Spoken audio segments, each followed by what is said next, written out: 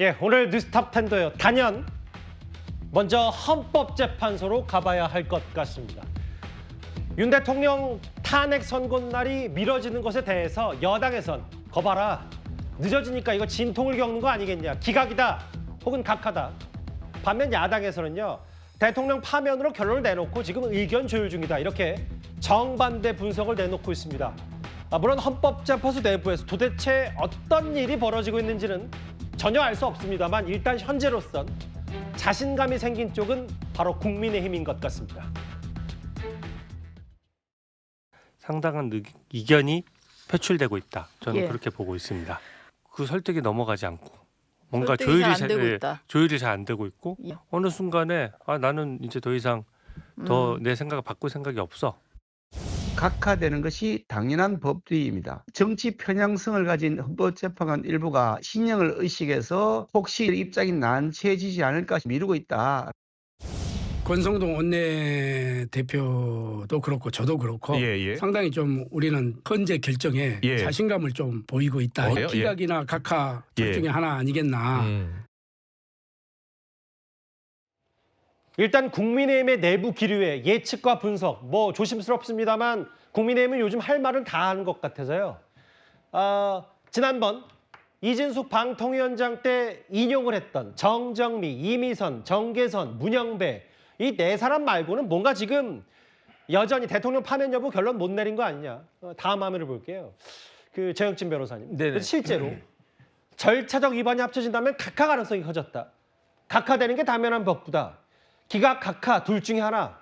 국민의힘에서는 좀 기각이든 각하든 이쪽에 많이 무게를 싣고 있더라고요. 그게 왜 그러냐면 분위기가 바뀌었잖아요. 진짜 처음에 윤 대통령 탄핵 심리 절차 초반에는 뭐가 그렇게 급했는지 폭주를 했단 말이에요. 언제까지? 변론 종결까지. 일주일에 2번씩. 심지어 내란죄 그 형사 재판하고 기일이 겹쳤음에도 불구하고 문영배 재판장 딱 1시간 그 연기해 줬습니다. 그렇게까지 쭉 달렸던 헌법재판소가 갑자기 웬일인지 급브레이크가 딱 걸렸단 말이죠. 이건 기류가 이상한 것이 아닌가 그런 생각할 수밖에 없고요. 그다음에 어제 어떤 신문에 크게 기사가 실렸는데 어떤 기사가 실렸습니까? 교수님 3분 불러다가 3분이 글을 썼어요. 인용의 근거를 써봐라. 그다음에 기각의 근거를 써봐라. 각하의 근거를 써봐라. 다 써졌단 말이에요. 그 이야기는 뭐냐면은 인용도 가능하지만 기각이나 각하도 가능한 거 아니냐. 그게 다 헌법 전공한 교수님들이 그렇게 이야기를 갖다 한 건데 그중에서 기각을 주장하셨던 교수님이 어떤 분이냐면 황도수 교수님이라고 굉장히 유명한 분이에요. 황도수 교수님이 어떤 분이냐. 지금 헌법재판관들보다도 사법연수원 선배라고요. 그다음에 그분이 처음부터 헌법재판소가 언제 만들어졌냐면 1987년 개헌 때, 지금 헌법 때 처음 만들어진 거 아니겠습니까? 헌법재판소 생기자마자 1989년부터 10년 넘게 헌법연구관 했고요. 그리고 난 다음에 20년 가까이 대학 교수하셨고요. 그다음에 서울대에서 박사학위까지 받았던 분이에요. 그러니까 말씀 그렇죠. 죄송합니다만 그러니까 아까 지금 정영진 변호사가 언급하셨을 때 옆에 계신 또 다른 변호사 이제 최재형 변호사 고개를 끄덕끄덕 하셨는데 어쨌든 저는 잘 모릅니다만 헌법학자 법조계에서는 명망이 권위 있는 교수님이 어쨌든 기각이라는 심증을 굳힌 거가 큰 의미가 있다 이렇게 말씀하시는 거네요. 그렇죠. 저희 고시 공부할 때 최 변호사도 마찬가지일 텐데 황도수 교수님 논문 같은 거 다 찾아서 읽고 그랬었단 말이죠. 그런데 이렇게 이론뿐만 아니라 실무까지 겸비한 교수님이 이게 기각이다라고 이야기를 했는데 헌법재판관들이 아무리 본인은 헌법재판관이고 황도수 교수님은 대학 교수고 헌법연구관 출신이긴 하지만 무시할 수 있겠는가. 그다음에 그 논리가 한번 읽어보세요. 논리가 정연하거든요. 그러니까 그 대통령 측 입장에서는 굉장히 큰 천군만마를 얻었던 것이 아닌가. 전 그런 생각 듭니다. 그러니까 절차적 위반과 내란죄 철회 여부 이런 것들이 겹쳐져서 각하 아니면 기각 아니냐라는 게 여권의 대체적인 시각이고 아예 오세훈 서울시장은 기각 2명, 그러니까 헌법재판관 2명이 기각, 각하 헌법재판관 1명 정도란 예측까지 했습니다. 직접 한번 들어보겠습니다. 아무래도 늦어지는 거는 이상 징후죠. 의견의 일치를 보기가 어려운 어떤 사정이 생겼기 때문이라고 짐작이 되고요.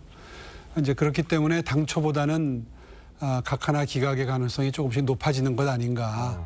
헌재 재판관님들의 정치적인 성향으로 보나 늦어지는 걸로 보나 아마 한 기각 쪽으로 2분 정도, 각하 쪽으로 1분 정도 계시지 않겠나. 2017년에도요. 그 예. 탄핵 선고 앞두고 그 며칠간에 굉장히 이런저런 이야기가 많이 돌았어요. 기각이다 각하다 이렇게 돌았는데 결과는 8대 0이었잖아요. 박근혜 대통령이 만약에 이번에 탄핵이 기각 또는 각하되면은 펄쩍 뛰시겠죠. 나는 뭐냐 이러면서. 대통령은 보십니까? 지금 주변의 참모들이나 본인도 예. 기각을 확신하고 있다고 해요. 그러니까 그게 대통령이 여러 가지 중요한 이벤트마다 잘못된 보고를 받아가지고 일을 그르친 사례가 많거든요. 기각되니까 헌법재판소를 자극하지 말자 뭐 이 정도의 전략이 아닐까 생각합니다. 어제 국민의힘의 법률위원장인 주진우 의원은 4대4 그렇기 때문에 의견 충돌이 있다. 지금 여러 진통을 겪고 있다. 최진영 변호사님, 아예 오세훈 시장은 기각 2명에 각 1명 이런 것까지 하면 대통령은 파면이 되지 않을 거다라고 오 시장은 주장하고 있어요? 그렇습니다. 거의 1000만 서울시 수장으로서 굉장히 많은 정보를 접할 것이라 생각하고 예. 저와 같은 예상을 하는 것은 상당히 상식적인 예상이 아닌가 생각합니다. 다만 저는 법조인으로서 주진우 의원의 의견에 조금 더 공감하고 있는데요. 4대4요? 거의 실질적으로는 4대4. 결국 4대4가 된다고 하면은 기각이나 각하가 명확하기 때문에 그렇다고 하면 오히려 기각이나 각하를 주장하는 분들이 오히려 내부를 설득을 해서 8대 0의 어떤 기각, 각하 될 것이라고 저는 개인적으로 예측을 합니다. 어쨌든 지금 오세훈 서울시장 같은 경우에는 선고 지연이 이상 징후다라고 했는데 저는 당연한 징후다 이렇게 생각을 합니다. 어쨌든 뭐 생각보다 민주당은 지난 3월 14일 정도면은 선고되지 않을까라고 생각했는데 많은 법조인들은 사실 확정을 위해서 심도 있게 뭔가를 심리를 해야 되는데 KTX급으로 빨리 어떻게 보면 탄핵 열차를 출발시킨 결과 가다가 종착역에 이르지 못하고 고장난 거나 마찬가지다 이렇게 평가하는 건 아니겠습니까? 그런 상황 속에서 사실관계가 확정이 안 되다 보니까 평의를 해서 결과를 내지 못하는 그런 상황이라고 좀 전에 얘기했던 황도수 교수님도 분석하고 있는 것을 제가 봤는 것 같은데요. 예. 어쨌든 오 시장님 같은 경우에 내부적인 합리적인 판단을 거쳐서 기각 2명, 각 1명 정도를 예상하고 있습니다만 오히려 지금 윤 대통령 측 같은 경우에는 저보다 더 많은 분들이 한두 명 더 많은 분들이 기각 의견을 하는 과정 속에서 마치 체스의 빛과 같은 그런 대립되는 그런 상황이다 보니까 상당히 이 진통이 이루어지고 있고 오히려 이번 주보다는 다음 주로 넘어가지 않느냐 하는 그런 얘기가 상당히 돌 만큼 헌법재판소 내에서의 어떤 치열한 법리 공방 이루어지고 있는 것이 아닌가 예측을 해봅니다. 정혁신 변호사, 최진영 변호사 두 분이 공이 황도수 교수 말씀을 하셔서 저희가 다시 준비를 안 할 수가 없었어요. 물론 여기 인용, 정태호 교수 인용 예측했고 각하를 예측한 또 다른 2호선 법과대학장도 있습니다만 건국대 로스쿨의 황도수 교수, 위법성을 파면할 정도가 아니다. 증인과 증거 조사가 부실하다. 두 분은 어쨌든 절차적 문제 그리고 증인 혹은 뭐 박종훈 전 특전사령관이라 과거 홍장원 전 국정원 1차장 등 이런 증인들의 증거 조사가 부실하다. 대통령직을 내려놓을 정도는 아니다라는 거에 힘을 실으셨어요. 반면에 아까 오세훈 시장 말고도 정치권에서 이준석 의원이 뭐라고 했냐면요. 김재룡 대변인. 이거 대통령 스스로가 지금 용산이 잘못된 보고를 받고 기각을 확신했고 이런 기각 분위기가 하나하나 아름아름 여권으로 전파되는 거 아니냐 이런 취지 얘기를 했거든요. 그래서 뭐 저는 지금 대통령이 어떤 생각을 하고 있는지 또 헌법재판관들이 개개인이 어떤 생각을 하고 있는지 전혀 정보가 없기 때문에 그냥 제 생각을 말씀을 드리는데 지금 이준석 의원의 얘기는 2017년도 얘기입니다. 2017년에 박근혜 전 대통령이 탄핵 심판을 이제 최종 결정을 앞두고 그때 대통령실, 그때 청와대가 어떤 분위기였느냐. 대통령이 당연히 기각돼서 직무에 복귀할 것이다. 그럼 대통령이 직무에 복귀하기 위해서 우리가 어떤 준비를 할 것이냐 했을 때 해외 순방 준비도 하고 무슨 뭐 큰 케이크도 준비하고 이런 걸 다 해놨는데 결과적으로 보면 8대 0 전원 일치의 인용 결정을 받아들므로써 대통령직에 복귀하지 못했던 그런 사례가 있다라는 것을 지금 얘기한 것이고요. 지금 윤석열 대통령은 아마 본인은 여전히 8대 0의 뭐 기각이나 또는 뭐 각하를 기대하고 있을 거라고 봅니다. 지난번 최후 변론 때 뭐 하셨던 말씀을 보면 본인은 여전히 12.3 비상계엄에 대해서 잘못되지 않았다라고 인정을 하고 있다고 하니까 할까요? 예. 그러나 지금 뭐 좀 전에 나왔던 세 분의 교수님들 저명하신 헌법학자들께서 예. 각기 다른 판단, 기각도 8대 0, 각하도 8대 0이라고 말씀하시는 거 보면 예. 그 누구도 지금 상황을 예측할 수 없다라고 보고 저 역시 그렇습니다. 저는 다만 제가 볼 때 예. 현재의 상황에서 윤석열 대통령의 12.3 비상계엄에 대한 사실관계는 변화된 것이 전혀 없다. 그렇다면 8대 0의 인용 결정이 나오는 것이 저는 국민적 상식이다 이렇게 생각합니다. 정혁진 변호사님, 저와 같이 저희가 준비한 달력을 한번 같이 봐주시겠어요? 확실한 건 이게 지금 늦어지니까 안에서 의견 충돌이 있는 거다. 저도 단언할 수는 없어요. 다만 확실한 건 팩트는 오늘도 헌법재판소가 대통령 선거 날짜를 정하지 못한 겁니다. 이게 헌법재판관들이 각자 최종 의견을 얘기하는 마지막 평결 절차는 못 갔다. 정 변호사님, 이게 이번 주 금요일에 선고하기 위해서는 늦어도 내일 오전까지는 통보가 돼야 되는데 지금 시점은 그렇지가 않은 것 같거든요. 그러니까 금요일 날 선고하는데 예. 목요일 날 금요일 날 선고하겠습니다. 이러면 이게 국민들에 대한 예의가 되겠습니까? 심지어 금요일 날 선고하면서 오전에 금요일 날 오늘 선고합니다라고 하면서 2시에 선고 띡 한다라고 하면 이거는 우리가 뽑은 대통령을 파면하느냐, 예. 우리가 뽑은 대통령을 다시 복귀시키느냐 그 결정을 하는 건데 예. 헌법재판관들이 국민들에 대한 예의는 지켜줄 것이다라고 생각을 하고 그렇다라고 하면 늦어도 내일은 선고 일자를 지정해 줘야 된다. 전 개인적으로 그렇게 생각을 하는데 예. 헌법재판소에서 선고하는데 만장일치가 필요하지가 않습니다. 단적으로 이진숙 방통위원장도 4대 4였잖아요. 그냥 있는 그대로 공개한 거니까 4대 4를. 예. 그렇죠. 그러니까 만약에 지금 같은 상황에서 예. 헌법재판관 다들 각각의 헌법재판관이잖아요. 누구 의견 따라갈 필요도 없이. 그러면은 4명은 인용이다. 그럼 4명 인용이라고 하고 뭐 나머지 3명은 뭐 기각이나 각하다 그러면 그렇게 하고 나머지 1명은 뭐 기권이다 그러면 그렇게 하고 이런 식으로 있는 그대로 의견 수렴이 안 되면 의견이 이렇게 모아지지 않으면 그 상태로 선고하면 되는 겁니다. 그런데 그거를 누가 결정합니까? 선고 일자를 누가 결정하냐면요.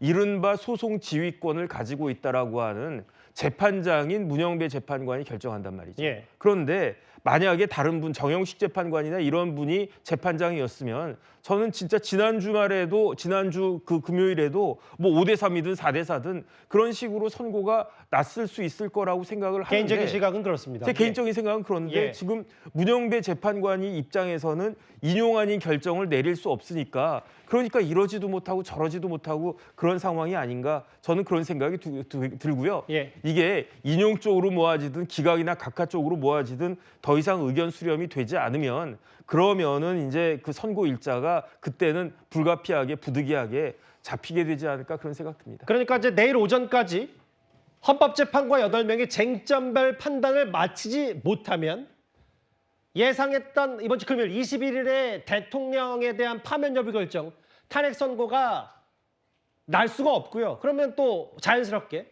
다음 주, 그게 뭐 28일이 됐던 이재명 대표 항소심 날짜인 2심추 6일 전으로 됐던 다음 주로 미뤄질 가능성이 매우 큽니다. 근데 이런 사례도 있었어요. 다음 화면을 볼게요.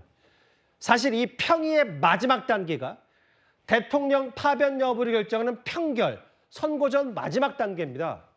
그런데 그 최진영 변호사님, 8년 전에 그러니까 2017년 박근혜 전 대통령 탄핵 당시에는 혹은 통진당 해산건을 처리할 때는 선고를 1시간 정도를 앞두고 이 마지막 평결이 이루어졌기 때문에 이번 주 안에 물리적으로 가능하다는 얘기도 그래서 나오는 것 같아요. 그렇습니다. 뭐 하는 거야 뭐 왜 못 하겠습니까? 실질적으로 노무현 대통령 같은 경우에는 변론 종결한 때로부터 14일, 박근혜 전 대통령은 12일 만에 선고를 했는데 지금 거의 한 달이 가까이 됐지 않습니까? 그렇다고 하면은 충분히 법리적인 측면에 대해서는 상당 부분 논의가 됐을 것이라고 미루어 짐작할 수 있을 것 같습니다. 그런데 왜 이게 안 되고 있느냐 했을 때는 결론을 내리기까지 사실관계를 확정해야 됩니다. 우리가 판결문 구조를 보면은 기본적으로 사실관계에 대한 확인은 증거, 다툼 없는 사실, 증거에 의해서 인정되는 사실, 그리고 나서 그것을 전제로 해서 법률 적용을 하는데 지금 늦어지는 것은 결론이 이게 맞다, 저게 맞다, 그 문제가 아니고 사실관계를 확정하는 절차를 넘어가지 못하고 있기 때문에 이렇게 진행되지 못하고 있다고 많은 법조인이 생각을 합니다. 그것은 아까 말씀드린 것처럼 이게 지금 얼마 전에 뭡니까? 서울중앙지방법원에서 형사사건에서 관할이 없는 데서 수사를 했다. 그렇게 되면 어떻게 되죠? 그 증거 자체가 위법 수집 증거로 증거를 쓸 수 없다. 이 결과가 나오는 겁니다. 예. 그러다 보니까 탄핵을 해야 된다는 의견과 반대하는 의견이 이 부분에 있어서 증거 능력에 대해서도 엄청난 다툼이 있을 거란 말이에요. 알겠습니다. 그러다 보니까 이 부분에 있어서 저는 생각보다 오히려 늦어질 가능성. 저 이 자리에서 벌써 한 2주 전부터 제가 그 얘기를 했습니다. 그렇기 네. 때문에 오히려 이 사건은 이번 주보다는 제 개인 생각으로는 다음 주 정도까지 내부적인 사실관계 확정을 위한 치열한 토론 끝에 이재명 대표에 대한 어떤 2심 판결이 있은 이후로 넘겨질 가능성, 현실적으로 점점 가능성이 높아지는 것이 아닌가 생각합니다. 오늘 조금 전에 장동혁 의원도 기자회견을 자청해서 6명이 돼야 대통령이 직에 내려올 수 있는 탄핵 인용 요건인데 그 6명이 안 됐기 때문에 지금 차일피일 혹은 이번 주도 선고 날짜가 제대로 잡히지 않은 거 아니냐는 취지의 주장을 했어요.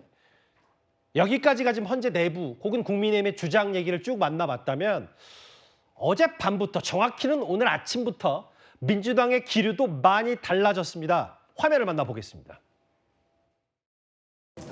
거기는 다 모든 게 자기 마음대로입니까? 세상 다 자기 마음대로 하나요? 저는 그렇기 때문에 어제도 제가 민주당을 정말 위험한 정당이라고 말씀드렸는데요. 그분들은 우리나라 정도 되는 자유민주주의 격에 맞지 않는 행동을 하시는 것 같아요. 이제는 숙고의 시간을 넘어 지연의 시간으로 가고 있다는 것을 분명히 명심해야 될 것입니다. 증거가 명확하고 한계의 사건이었습니다. 온 국민이 다 쳐다봤던 내란의 밤이었기 때문에 헌재는 더 이상 자고 우면할 필요가 없습니다. 헌법재판소에 명운을 걸고 신속한 파면 선고를 해야 합니다. 그동안은 헌법재판소에 대해서 뾰족한 얘기를 안 했던 민주당인데 뭔가 지금 상황이 불안하다고 느낀 건지 모르겠어요. 이동학 의원님. 네. 오늘 이재명 대표가 선고 지연이 이해가 되지 않는다라고까지 얘기를 했거든요. 저것은 이게 결과가 우려되는 측면에서 이야기하는 것이 아니고 계속 지연되는 그 자체에 대한 우려를 갖고 있는 겁니다. 예. 어제 OECD에서 뭐라고 했습니까? 우리나라 잠재 성장률 2.1%에서 0.6%를 낮춰서 1.5로 발표를 했습니다. 아마 그런 것에 대한 영향이 앞으로 굉장히 클 텐데 그것이 국민 경제에 미치는 영향 굉장히 크겠죠. 그리고 그 과정에서 우리가 관세 전쟁에 영향을 받은 거다라고 얘기를 분석들이 나오고 있는데 그 과정에서 결국엔 피해보는 게 국민들입니다. 그런데 국정이 공백 상태이다 보니 계속해서 대통령 탄핵 심판을 미루는 것은 그 공백 상태를 계속 가져가겠다라는 의미밖에 안 되기 때문에 이 지점에서 우려되는 지점을 하나 말씀드리고요. 두 번째는 지금 구속 상태에서 있다가 검찰이든 법관이든 어찌 됐건 간에 만인에게 적용할 수 없는 그 잣대를 가지고 윤석열 대통령에게만 적용을 해서 구속 상태에 있는 걸 풀어줬단 말입니다. 당연히 국민들은 그것에 대한 우려를 할 수밖에 없는 지점이고요. 또 하나는 지금 계속 저번 주부터 뉴스에 나오는 게 우리나라가 미국 에너지부로부터 민감 국가로 지정됐다라고 하는 얘기가 나와 있어요. 그러니까 국정이 공백 상태이다 보니까 이런 거를 대응할 수조차 없는 그런 상황인 겁니다. 그렇기 때문에 그 지점에서 헌재에 대해서 빠르게 심판을 내려달라라고 하는 것이고요. 저는 일정 부분 그동안 여당 인사들이 헌법재판소를 뭐 부시자 이런 얘기까지 계속 나와서 뭔가 결과에 대해서 이 반대할 것 같은 혹은 받아들이지 않을 것 같은 기류들이 많았는데 이제 명시적으로 여당 지도부로부터 승복할 수밖에 없는 거 아니냐라는 얘기가 나왔습니다. 헌법재판소 입장에서는 충분히 숙고의 시간을 가진 만큼 이제서는 그 결과를 내서 실제로 그것이 이제 되도록 만드는 게 굉장히 중요하다 이렇게 봅니다. 그런 부분이 있어요. 여기 김용민 의원 같은 경우는 선거가 늦어지면 시간은 윤 대통령 편이고 아예 헌재 관계자를 출석시켜서 대답을 드려야 된다고 했는데 정혁진 변호사 생각은 어떠십니까? 글쎄, 저는 저렇게 생각하지 않고요. 선고가 더 늦어지면 윤석열 대통령 편이 아니고 선고가 더 늦어지면 이재명 대표한테 불리하다는 이야기겠죠. 저는 그렇게 생각을 갖다가 하고요. 그다음에 헌법재판소의 아무리 사무총장도 장관급인데 사무총장 아무리 백날 불러봤자 그 사무총장이 헌법재판관들한테 이래라 저래라 할 수 있습니까? 할 수 없습니다. 그러니까 의미 없는 행동이다 그런 생각이 들고 신속한 선고는 가능합니다. 지금이라도 가능합니다. 그런데 그게 신속한 파면 선고가 아니기 때문에 그게 문제인 거고 그다음에 분위기는 결국은 지금 이른바 보수적인 재판관이라고 하는 세 분 중에 한 명이라도 끌고 와야지 그래야지 이제 인용이 되는 건데 갈수록 인용할 수 없는 그런 분위기로 가고 있는 거 아니겠습니까? 예. 아까도 이야기했지만 여러 교수님들이 유명한 허영 교수님을 위시해가지고 예. 저명한 교수님들이 각각 기각 이야기하는데 예. 보수적이라고 할 수 있는 헌법재판관 3명 중에 어떤 사람이 그럼에도 불구하고 난 인용이다 이렇게 이야기할 수 있겠는가? 그렇다라고 더군다나 지금 몇십만 명이나 되는 사람들이 광장에 모여 있는데 예. 그러니까 민주당 입장에서는 이러지도 못하고 저러지도 못하고 시간은 자꾸 가는데 집에는 다가오는데 굉장히 어려운 그런 상황이 아닌가 그런 생각 듭니다. 여기 사무총장으로 돼 있는데 제가 바로 잡겠습니다. 사무처장을 출석시켜서 질문해야 된다. 선거가 이렇게 미뤄지면 시간은 대통령 편 아니겠느냐?